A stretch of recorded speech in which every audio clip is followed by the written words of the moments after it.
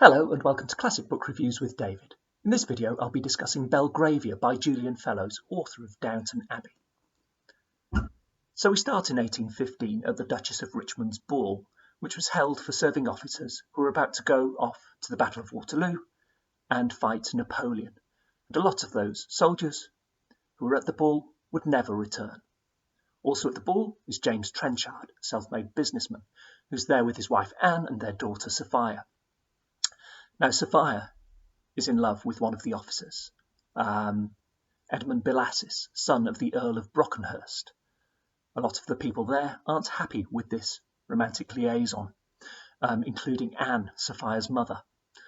Then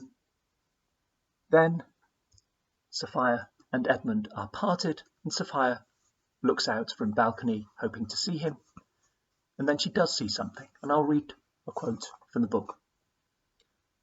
Sophia could only fix her gaze on one group of the uniformed men.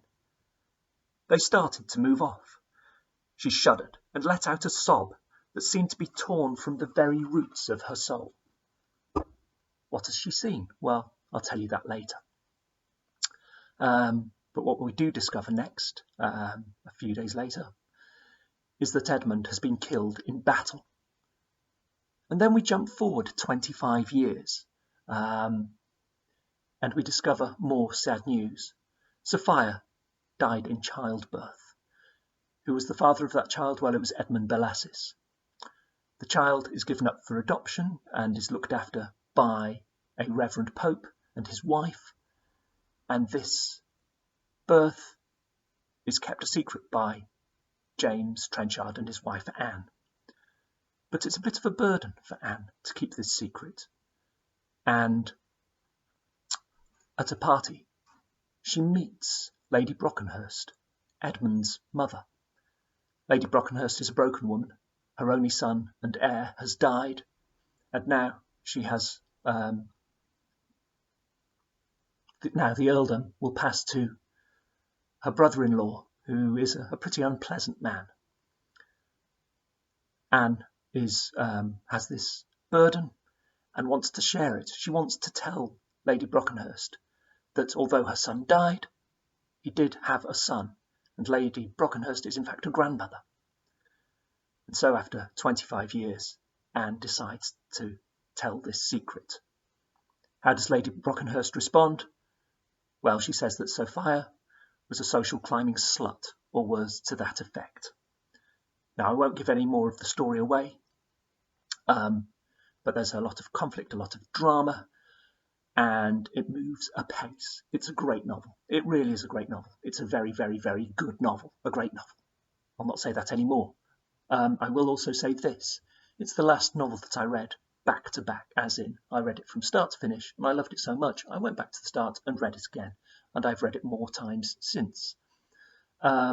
It's got brilliant characters. They're very well delineated. In just a few lines you know exactly what the character's like, very much like in Downton Abbey. As I say, the plot never lets up, so you're never bored just for a moment.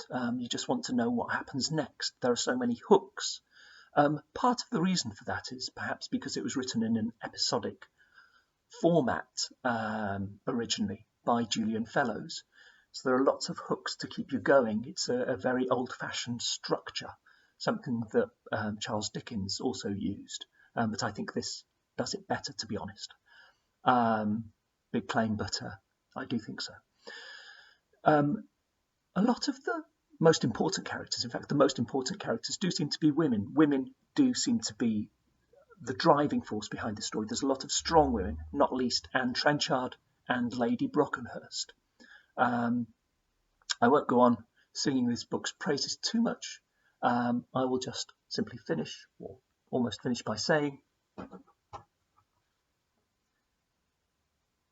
that I give Belgravia 5 stars. I can't sing its praises highly enough.